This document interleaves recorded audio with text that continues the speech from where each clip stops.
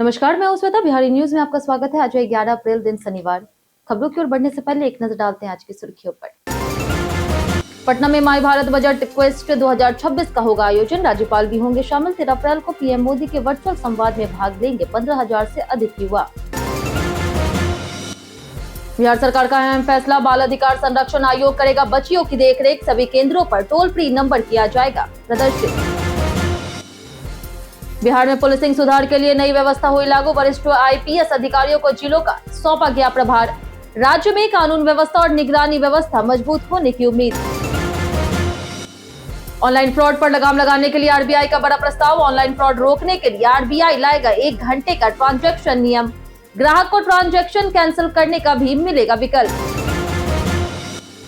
बिहार की राजनीति में बना उलटफेर। सीएम नीतीश कुमार के राज्यसभा सदस्य बनने पर पीएम मोदी ने दी बधाई। सुशासन और लंबे अनुभव की खुलकर की सराहना।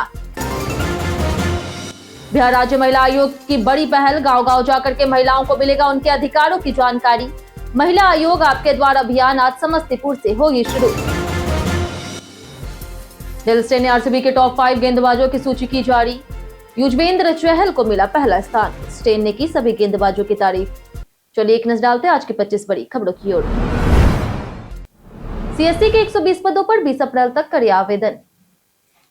सीएससी ई गवर्नेंस इंडिया ने आधार सुपरवाइजर और आधार ऑपरेटर के 120 पदों पर भर्ती की घोषणा की है।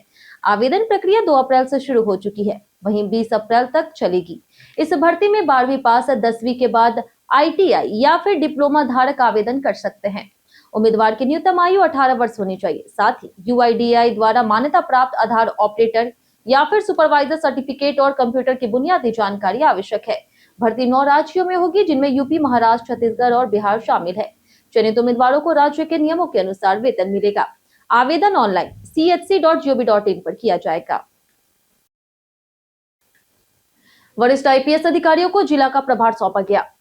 बिहार पुलिस मुख्यालय ने कानून व्यवस्था को मजबूत करने के लिए बड़ा प्रशासनिक कदम उठाते हुए सभी जिलों में वरिष्ठ पुलिस अधिकारियों को नोडल और जिला प्रभारी नियुक्त किया है। पटना की जिम्मेदारी एडीजी नैयर हसनैन खान को दी गई है। गया जी, मुजफ्फरपुर, नालंदा, भोजपुर, दरभंगा सहित कई जिलों में भी अनुभवी अधिकारियों की तैनाती की गई। इस व्यवस्था का उद्देश्य पुलिसिंग में सुधार, लंबित मामलों के निपटारे और अपराध नियंत्रण को तेज करना है। अधिकारी नियमित निरीक्षण करेंगे और लापरवाही पर कार्रवाई होगी। इस कदम से राज्य में कानून व्यवस्था और निगरानी व्यवस्था मजबूत होने की उम्मीद है। बिहार के 7 जीविका दीदियों की सफलता राष्ट्रीय रिपोर्ट में हुई शामिल। ग्रामीण विकास मंत्रालय की वार्षिक रिपोर्ट में बिहार की 7 जीविका दीदियों की सफलता और संघर्ष की कहानियों को शामिल किया गया, जो पटना, दरभंगा, जमुई, शिवहर और किशनगंज जिलों से है। इनमें नंदिनी कुमारी, राशि कुमारी, सजदा खातून, लालती देवी, ललिता देवी और गीता देवी जैसे महिलाएं शामिल है, जिन्होंने छोटे निवेश से लाखों रुपए की मासिक आय हासिल की है। कोई आइसक्रीम स्टॉल चला रही तो कोई मखाना, मछली, मशरूम और पशुपालन से व्यवसाय कर रही। इन महिलाओं को अब रोल मॉडल के रूप में देखा जा रहा और बिहार को लखपति दीदियों में अग्रणी बताया गया है। पटना हाईकोर्ट ने प्रदूषण पर जताई कड़ी नाराजगी। पटना हाईकोर्ट ने राजधानी में बढ़ते वायु और ध्वनि प्रदूषण पर गंभीर नाराजगी जताई है। न्यायमूर्ति राजीव रॉय की एकलपीठ ने बिहार राज्य प्रदूषण नियंत्रण बोर्ड की निष्क्रियता पर सवाल उठाते हुए कहा कि वह प्रदूषण रोकने में विफल रहा। सुनवाई में कई थानों की कार्यशैली भी असंतोषजनक पाई गई। कोर्ट ने लाउडस्पीकर और डीजे के अवैध उपयोग पर सख्त कार्रवाई के निर्देश दिए और वीडियो रिकॉर्डिंग के बाद कार्रवाई का सुझाव दिया। साथ ही 6 थानाध्यक्षों को व्यक्तिगत रूप से रिपोर्ट देने को कहा गया। जन जागरूकता के लिए रन फॉर पॉल्यूशन आयोजित करने का भी आदेश दिया गया। पूर्वी चंपारण में फिल्म सरकारी मीडियम की शूटिंग शुरू होगी। पूर्वी चंपारण में 17 अप्रैल से 5 मई तक सामाजिक सरोकार पर आधारित हिंदी फीचर फिल्म सरकारी मीडियम की शूटिंग होगी। फिल्म के जरिए स्थानीय और नए कलाकारों को अवसर प्रदान किया जाएगा। चयन के लिए कलाकारों को अपने कार्य का प्रमाण पत्र, वीडियो या फिर अन्य दस्तावेज देने होंगे। निर्माता निर्देशक राजसागर ने बताया कि उद्देश्य बिहार के कलाकारों को बड़ा मंच देना है। कलाकार, टेक्नीशियन और वेंडर राज्य सरकार के पोर्टल film.bihar.gov.in पर पंजीकरण कर सकते हैं। इसमें अभिनय, निर्देशन, संगीत, तकनीकी और विभिन्न प्रोडक्शन सेवाओं से जुड़े कई क्षेत्र शामिल हैं। पटना में माई भारत बजट क्वेस्ट 2026 का होगा भव्य आयोजन। पटना के ऊर्जा ऑडिटोरियम में 12 से 13 अप्रैल को माई भारत बजट क्वेस्ट 2026 का आयोजन होगा, जो युवा कार्यक्रम और खेल मंत्रालय और बिहार सरकार की संयुक्त पहल है। इसका उद्देश्य युवाओं को केंद्रीय बजट 2026 की नीति निर्माण प्रक्रिया से जोड़ना है। इसमें राज्यपाल भी शामिल होंगे। वहीं 13 अप्रैल को 838 चयनित प्रतिभागी और 15,000 से अधिक युवा पीएम मोदी के वर्चुअल संवाद में भाग लेंगे। कार्यक्रम में क्विज, निबंध और संवाद चरण शामिल है। महिला युवा संसद, साइकिलिंग अभियान और विभिन्न विकास विषयों पर चर्चा भी इस आयोजन के प्रमुख आकर्षण होंगे। महिला आयोग गांव-गांव जाकर के महिलाओं को करेगा जागरूक। बिहार राज्य महिला आयोग आज से महिला आयोग आपके द्वार जानिए आपके हक और अधिकार कार्यक्रम की शुरुआत करने जा रहा है। इसका उद्देश्य ग्रामीण महिलाओं को उनके अधिकारों के प्रति जागरूक करना है और उन्हें न्याय दिलाने में मदद करना है। यह अभियान समस्तीपुर से शुरू होकर के विभिन्न जिलों में चलाया जाएगा। आयोग गांव-गांव जाकर के महिलाओं से संवाद करेगा और उनके साथ हो रहे अत्याचारों पर चर्चा करेगा। लगभग 1000 महिलाओं की भागीदारी की उम्मीद है। इस पहल से ग्रामीण और वंचित महिलाओं को पहली बार बड़े स्तर पर जागरूकता और सहायता मिलेगी। ई-केवाईसी नहीं कराने वालों का 30 अप्रैल के बाद राशन कार्ड हो सकता है रद्द। बिहार के राशन कार्ड लाभार्थियों के लिए ई-केवाईसी कराना अनिवार्य कर दिया गया, जिसकी अंतिम तिथि 30 अप्रैल तक है। पहले यह डेट 30 मार्च थी। सरकार ने स्पष्ट किया है कि तय समय सीमा तक ई-केवाईसी नहीं कराने पर लाभार्थियों का नाम राशन कार्ड सूची से हटाया जा सकता है और राशन वितरण भी रोक दिया जाएगा। इस कदम का उद्देश्य फर्जी लाभार्थियों को हटाकर प्रणाली को पारदर्शी बनाना है। मृत व्यक्तियों के नाम पर राशन लेने वालों और एक आधार से कई कार्ड लिंक होने जैसे अनियमितताओं को रोकने के लिए यह प्रक्रिया जरूरी की गई। बक्सर में 13 अप्रैल को लगेगा जॉब कैंप। बक्सर में 13 अप्रैल 2026 को जिला नियोजनालय परिसर में 1 दिवसीय जॉब कैंप का आयोजन किया जाएगा, जिसका संचालन बिहार सरकार के युवा रोजगार और कौशल विकास विभाग के तहत होगा। इसमें AB India services private limited द्वारा 200 से अधिक पदों पर भर्ती की जाएगी। पदों में data entry operator, field engineer, supervisor, sales executive सहित कई अन्य शामिल है। वेतन 8,000 से लेकर के 18,000 रुपए तक होगा। शैक्षणिक योग्यता 10वीं से लेकर के MBA या फिर BTech तक निर्धारित है। उम्मीदवार को NCS पोर्टल पर पंजीकरण और बायोडाटा, आधार कार्ड साथ लाना होगा। यह अवसर बेरोजगार युवाओं के लिए महत्वपूर्ण है। मई से शुरू होगी पटना की नई इलेक्ट्रिक बसें। पटना में सार्वजनिक परिवहन को मजबूत करने के लिए बिहार परिवहन विभाग इलेक्ट्रिक लग्जरी बस सेवा शुरू करने जा रहा है, जिसकी शुरुआत मई से होने की संभावना है। 4 बसें गांधी मैदान से अटल पथ, JP सेतु होते हुए सोनपुर और हाजीपुर रेलवे स्टेशन तक चलेगी। यह रूट करीब 20 से अधिक इलाकों को जोड़कर लाखों लोगों को सुविधा देगा। खास करके अटल पथ के निवासियों को पहली बार सीधी कनेक्टिविटी मिलेगी। बसें आधुनिक सुविधाओं से लैस और प्रदूषण मुक्त होगी। यह सेवा जाम कम करने, समय बचाने और सस्ती यात्रा देने में मदद करेगी। गोपालगंज ने भोजपुर को हरा करके अंडर 23 वनडे ट्रॉफी जीती। BCA men's under 23 one day trophy 2025-26 का खिताबी मुकाबला पटना के मोइनुल हक स्टेडियम में भोजपुर और गोपालगंज के बीच खेला गया, जिसमें बीते दिन गोपालगंज ने 6 विकेट से जीत दर्ज की। भोजपुर ने पहले बल्लेबाजी करते हुए 214 रन बनाए, जिसमें शिवम सिंह और ऋषभ पांडे ने अहम पारियां खेली। जवाब में गोपालगंज ने 217 रन बना करके लक्ष्य हासिल कर लिया, जिसमें अंकित यादव ने नाबाद 62 रन बनाए। गेंदबाजी में प्रशांत कुमार ने 4 विकेट लेकर के शानदार प्रदर्शन किया और प्लेयर ऑफ द मैच बने। टूर्नामेंट का समापन पुरस्कार वितरण के साथ हुआ। नीना गुप्ता और संजय मिश्रा की वध 2 OTT पर हुई हिट। फिल्मों की विविधता के बीच क्राइम थ्रिलर वध 2 OTT पर दर्शकों का ध्यान खींच रही। नीना गुप्ता और संजय मिश्रा स्टारर यह फिल्म थिएटर में खास प्रदर्शन नहीं कर पाई, लेकिन नेटफ्लिक्स पर रिलीज होते ही इससे अच्छी प्रतिक्रिया मिल रही।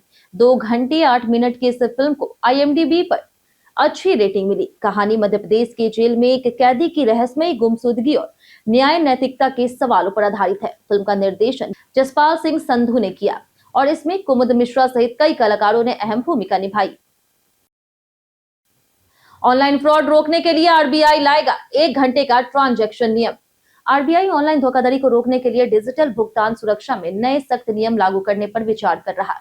प्रस्ताव के अनुसार 10,000 रुपए से अधिक के नए अकाउंट में ट्रांसफर पर 1 घंटे का समय अंतराल लागू किया जा सकता है, जिससे ग्राहक ट्रांजैक्शन को कैंसिल भी कर सकेंगे। यह कदम APP फ्रॉड को रोकने के लिए है, जो बड़े पैमाने पर नुकसान का कारण बनते हैं। मर्चेंट पेमेंट, ई-वेंडेंट और व्हाइट लिस्टेड खातों पर यह नियम लागू नहीं होगा। बैंक संदिग्ध ट्रांजैक्शन पर अलर्ट और अतिरिक्त वेरिफिकेशन भी करेगा। रोहतास में भीषण आग से 500 बीघा गेहूं की फसल हुई खाक। रोहतास जिले के दावत प्रखंड में भीषण आग लगने से 5 गांव देवड़ी, महुआड़ी, सहीनाव, हीरापुर और विधवा में लगभग 500 बीघा गेहूं की खड़ी फसल जलकर राख हो गई। आग की शुरुआत डेवड़ी गांव से हुई और तेज हवा के कारण तेजी से फैल गई। ग्रामीणों ने बचाव की कोशिश की, लेकिन शुरुआत में आग पर काबू नहीं पाया जा सका। बाद में फायर ब्रिगेड और स्थानीय लोगों के संयुक्त प्रयास से आग बुझाई गई। इस हादसे में किसानों को भारी आर्थिक नुकसान हुआ है और प्रशासन द्वारा क्षति का आकलन किया जा रहा। बाल अधिकार संरक्षण आयोग करेगा बच्चियों की देखरेख। बिहार में आंगनबाड़ी केंद्रों और कस्तूरबा विद्यालयों में पढ़ने वाली बच्चियों की सुरक्षा और देखरेख की जिम्मेदारी अब बाल अधिकार संरक्षण आयोग को सौंपी गई है। आयोग समय समय पर छात्राओं से मिलकर के उनकी समस्याओं का समाधान करेगा और उन्हें उनके अधिकारों की जानकारी देगा। सभी विद्यालयों और केंद्रों पर टोल फ्री नंबर 1098 प्रदर्शित किया जाएगा ताकि बच्चियां तुरंत संपर्क कर सके। राज्य में 647 कस्तूरबा विद्यालय है, जहां 8 से 16 वर्ष की छात्राएं पढ़ती है। आयोग ने कहा है कि बच्चों को सुरक्षित और बेहतर माहौल देना उनकी प्राथमिकता होगी। पटना पुलिस ने सोना लूट कांड का किया खुलासा। पटना में कस्टम अधिकारी बनकर गुजरात के स्वर्ण कारोबारी से 14.900 किलोग्राम सोने की लूट मामले का खुलासा किया गया। मेहंदीगंज इलाके में 3 आरोपी अमरनाथ उर्फ गोपी, आदित्य गिरी और संजय कुमार को गिरफ्तार किया गया। उनके पास से सोना, नकदी और हथियार बरामद हुए। एसएसपी कार्तिकेय शर्मा के अनुसार मुख्य आरोपी ने 1.5 साल तक कारोबारी की रेकी की और यूट्यूब से कस्टम अधिकारी बनने की योजना बनाई। वारदात में 8 से 9 अपराधी शामिल थे, जो लूट के बाद ट्रेन से फरार हुए थे। पुलिस ने अन्य आरोपियों की तलाश में छापेमारी शुरू कर दी है। बिहार सरकार ने स्वास्थ्य विभाग में बनाई मूल्य अनुश्रवण कमेटी। बिहार सरकार ने स्वास्थ्य विभाग के तहत गठित मूल्य अनुश्रवण और संसाधन सोसाइटी यानी कि पीएमआरयू के कामकाज को सुचारू बनाने के लिए कमेटी का गठन किया। यह कमेटी दवाओं और स्वास्थ्य उपकरणों की खरीद का मूल्य निर्धारण, उनकी मॉनिटरिंग और आवश्यक मानव संसाधन की आउटसोर्सिंग के जरिए नियुक्ति का कार्य करेगी, ताकि राज्य में स्वास्थ्य संसाधन प्रबंधन मजबूत हो सके। समिति की अध्यक्षता बीएमएसआईसीएल के प्रबंध निदेशक करेंगे, जबकि विशेष कार्य पदाधिकारी सुरेंद्र राय सदस्य और राज्य औषधि नियंत्रण संयोजक होंगे। यह कमेटी भारत सरकार के दिशा निर्देश के अनुसार काम करेगी। जानिए आज कैसा रहेगा बिहार के मौसम का मिजाज। मौसम विभाग के अनुसार अगले 3 से 4 दिनों में राज्य के अधिकतम तापमान में 4 से 6 डिग्री सेल्सियस तक वृद्धि होने की संभावना है।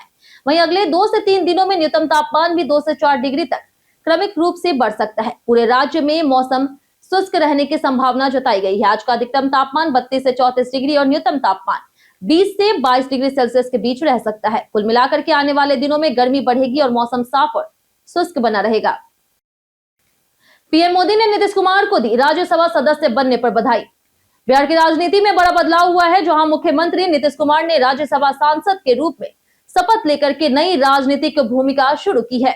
उन्हें उपराष्ट्रपति सीपी राधाकृष्णन ने शपथ दिलाई। प्रधानमंत्री नरेंद्र मोदी ने बधाई देते हुए उनके अनुभव और सुशासन की सराहना की। नीतीश के राज्यसभा जाने से बिहार में नेतृत्व परिवर्तन की चर्चाएं तेज हो गई है।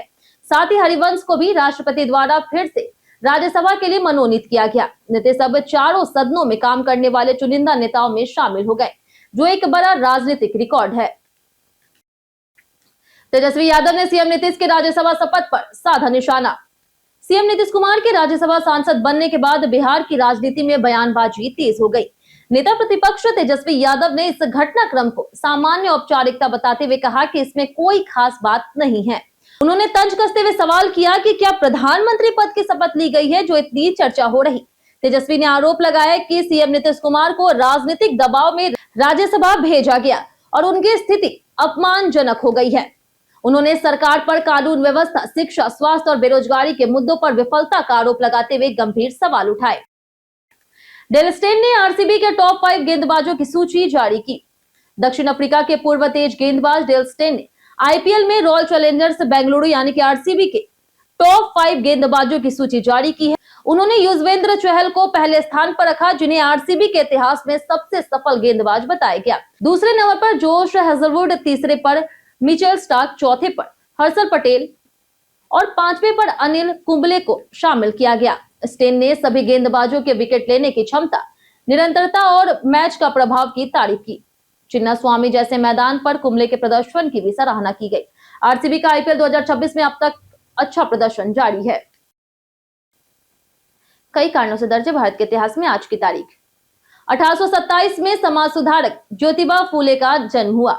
वहीं 1869 में कस्तूरबा गांधी का जन्म हुआ। 1904 में गायक कलाकार कुंदन लाल सहगल का जन्म हुआ। 1937 में खिलाड़ी रामानाथन कृष्णन और 1983 में बैडमिंटन खिलाड़ी अनूप श्रीधर का जन्म हुआ। वहीं 1977 में साहित्यकार फणीश्वर नाथ रेणु, 2001 में डॉक्टर कमल रणदिवे, 2009 में विष्णु प्रभाकर और 2010 में वैज्ञानिक कैलाश चंद्र दास का निधन हुआ। एसी में स्लीप मोड का क्या होता है काम? स्लीप मोड एयर कंडीशनर का एक स्मार्ट फीचर है जो रात में आरामदायक नींद और बिजली की बचत दोनों में मदद करता है। यह सोते समय शरीर की जरूरत के अनुसार धीरे धीरे तापमान बढ़ाता है, आमतौर पर हर घंटे 1 डिग्री सेल्सियस तक, जिससे अत्यधिक ठंड नहीं लगती और नींद में बाधा नहीं आती है। साथ ही फैन स्पीड और कंप्रेसर की गतिविधि भी कम हो जाती है, जिससे ऊर्जा की खपत घटती है। यह फीचर मुख्य रूप से इन्वर्टर एसी में मिलता है और रिमोट से आसानी से एक्टिव किया जा सकता है। यह मोड पूरी रात तापमान नियंत्रित रखता है। इंस्टाग्राम की तरह व्हाट्सएप में भी मिला यूजर नेम का विकल्प। व्हाट्सएप ने नया user name feature roll out करना शुरू कर दिया है, जिससे यूजर्स बिना मोबाइल नंबर शेयर किए भी संपर्क कर सकेंगे। इस फीचर के जरिए यूजर फेसबुक और इंस्टाग्राम की तरह अपना यूनिक यूजर नेम सेट कर पाएंगे और वही पहचान बन जाएगी। इससे प्राइवेसी और सिक्योरिटी दोनों बढ़ेगी। यूजर प्रोफाइल में जाकर के यूजर नेम टैब से नाम सेट किया जा सकता है, यदि वह उपलब्ध हो। फिलहाल यह फीचर चुनिंदा एंड्रॉइड और आईफोन यूजर्स के लिए टेस्टिंग में है और जल्द सभी के लिए जारी किया जाएगा। ऐप अपडेट रखना जरूरी है ताकि नया फीचर मिल सके। रेलवे ट्रैक की जांच में अब इस्तेमाल होगा एआई सिस्टम। रेल मंत्रालय ने भारतीय रेल यात्रा को अधिक सुरक्षित और आरामदायक बनाने के लिए कई तकनीकी सुधारों की घोषणा की। अब रेलवे ट्रैक की निगरानी में आर्टिफिशियल इंटेलिजेंस और ग्राउंड पेनिट्रेशन रडार का उपयोग किया जाएगा, जिससे पटरियों की गहराई तक जांच संभव होगी। ब्रिज और क्रॉसिंग पर भारी स्लीपरों की जगह हल्की और मजबूत कंपोजिट स्लीपर लगाए जाएंगे, जो झटकों को कम करेंगे और रखरखाव लागत घटाएंगे। बिल्डिंग की सूक्ष्म दरारों की जांच के लिए मैग्नेटिक पार्टिकल टेस्टिंग टेक्निक अपनाई जाएगी। इन सुधारों से रेल सुरक्षा और आधुनिकता दोनों में बड़ा बदलाव आएगा। हम प्रतिदिन आपसे 5 ऐसे जरूरी सवाल और उसके जवाब बताएंगे जो कि बीपीएससी, बिहार पुलिस दरोगा समेत एसएससी जैसी अन्य प्रतियोगी परीक्षाओं में काम आएंगे। सवाल इतिहास, बिहार स्पेशल, विज्ञान, करंट अफेयर्स और भूगोल से रहेंगे। पूछे गए 5 सवाल में आपने कितना सही जवाब दिया, यह हमें कमेंट करके जरूर बताएं। तो हमारा पहला सवाल है, महावीर ने किस वृक्ष के नीचे केवल ज्ञान या सर्वज्ञता प्राप्त की थी? ऑप्शन है बोधि वृक्ष, ऑप्शन बी है साल वृक्ष, ऑप्शन सी है पीपल वृक्ष या फिर ऑप्शन डी अशोक वृक्ष। इसका सही जवाब है ऑप्शन बी साल का वृक्ष। हमारा दूसरा सवाल है कि बिहार सरकार की किस योजना के तहत राज्य के विश्वविद्यालय और कॉलेजों को मुफ्त वाईफाई सुविधा प्रदान की जाएगी? ऑप्शन ए है 7 निश्चय, ऑप्शन बी है ग्रामीण डिजिटल साक्षरता अभियान, ऑप्शन सी है सौभाग्य योजना, ऑप्शन डी उज्ज्वला योजना। इसका सही जवाब है ऑप्शन ए 7 निश्चय। हमारा तीसरा सवाल है कि Bihar state wide area network को लागू करने के लिए नोडल एजेंसी कौन सी कंपनी है? ऑप्शन ए है भारतीय नवीकरणीय ऊर्जा विकास एजेंसी लिमिटेड, ऑप्शन बी है बेल्ट्रॉन, ऑप्शन सी है एकीकृत पर्यावरण मूल्यांकन के लिए ग्रीन रेटिंग, ऑप्शन डी है वैकल्पिक जल ऊर्जा केंद्र। इसका सही जवाब है ऑप्शन बी बेल्ट्रॉन। हमारा चौथा सवाल है कि बिहार में मुख्य रूप से कौन सा धर्म प्रचलित है? ऑप्शन ए है बौद्ध धर्म, ऑप्शन बी है इस्लाम, ऑप्शन सी है हिंदू धर्म, ऑप्शन डी है जैन धर्म। इसका सही जवाब है ऑप्शन सी हिंदू धर्म। हमारा आखिरी सवाल है कि बिहार की सबसे ऊंची चोटी कौन सी है? ऑप्शन ए है सोमेश्वर, ऑप्शन बी है रामशिला, ऑप्शन सी है प्रागबोधि, ऑप्शन डी गुड़पा। इसका सही जवाब है ऑप्शन ए सोमेश्वर। बीते